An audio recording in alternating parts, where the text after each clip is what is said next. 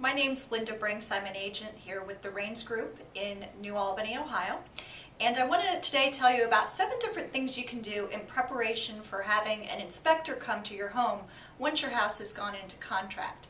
And the reason this is important is I work with a lot of buyers, and oftentimes when the inspection report comes back, there are items on there that could have easily been avoided that raise red flags for the buyer. So as a seller, here are 7 very inexpensive or no-cost things you can do to prepare your house. Number 1, cut back any vegetation that's around your home.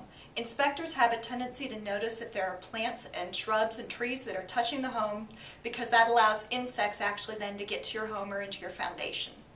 Secondly, they have a tendency to notice if you have a home that has settled and your drain spout is no longer attached to the drain that goes out to the street. It's a very inexpensive part you can go and get at some place like Home Depot. So check and make sure that all your drains are still connected. The spout is connected to the drain as it leaves to go out to the street. Number 3, change your furnace filter. Inspectors do look very closely at HVAC, at heating and cooling units. Another thing you can do is dust it off.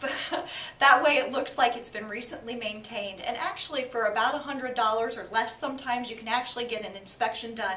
And inspectors love that when it's actually been pre-inspected and there's a sticker to show that it's been recently serviced. Next, check your sinks and around your toilets. Anywhere, especially under sinks, to see if you might have a leak. Go ahead and tighten those fixtures and make certain that you don't have any leaking water, and that's again something you can do very easily and make certain that the inspector doesn't pick up on that, and get that done then before they come to visit. Number 5, find all of your window screens and then leave a note for the inspector to tell them where it's stored. Especially if it's winter time and you don't have your screens on your windows, that will save them time and help them also be very organized, and we want them to feel comfortable as they're going through your home too. Number 6, test all of your light switches, replace all light bulbs. You can also test your outlets as well, which I would recommend is something that can be done ahead of time pretty easily. Again, Home Depot, I don't know how to describe these. They have a tester with 2 prongs on it that you can go and purchase very inexpensively and test all of your outlets to make sure that they're working. If you are going to have them fixed though, I would recommend you do hire an electrician to come in and handle that work. Some of us would try that on our own and have in the past, and with not so great results. So I would recommend you hire in an outside electrician.